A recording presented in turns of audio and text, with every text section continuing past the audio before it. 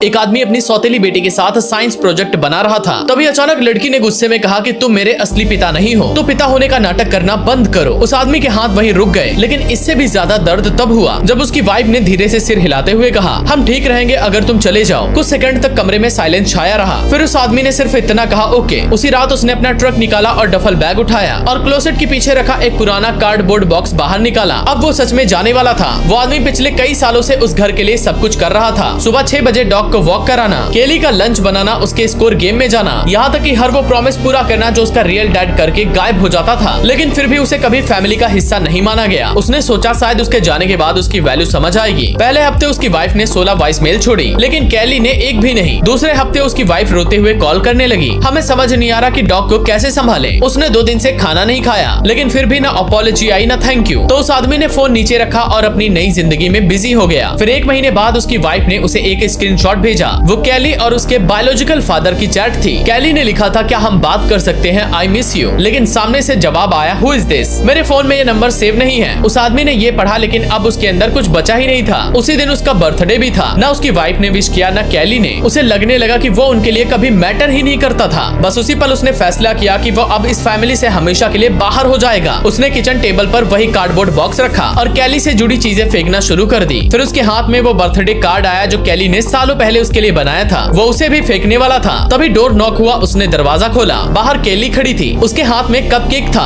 उसने धीरे से कहा, मुझे पता है आज तुम्हारा बर्थडे है और मैं नहीं चाहती कि आज के दिन तुम अकेले रहो। उस आदमी ने कुछ नहीं कहा, लेकिन तभी केली की नजर अपार्टमेंट के अंदर गई। उसने देखा कि वो आदमी उसकी सारी मेमोरीज फेंक रहा था। उसकी आंखों में आंसू भर आए। वो टूटती हुई आवाज में बोली, तुम सचमुच सब कुछ फेंक देने वाले थे। आदमी ने नम आवाज में कहा, तुमने ही तो कहा था कि मैं तुम्हारे डैड बनने की एक्टिंग बंद कर दूं। अब केली रोने लगी और उसने कपकेक उसकी तरफ बढ़ाया और कहा, मैं गलत थी। लेकिन उस आदमी का दिल अभी भी बंद था। वो फिर भी वापस उनकी जिंदगी में नहीं जाना चाहता था। तभी कैली ने दोबारा कहा, इस बार पहली बार में डैड सच में गलत थी। ये सुनते ही उसके हाथ रुक गए। उसने धीरे से बर्थडे कार्ड फिर से वापस बॉक्स में रख दिया। फिर साइड हटकर डोर खोला और उसे अंदर आने दिया।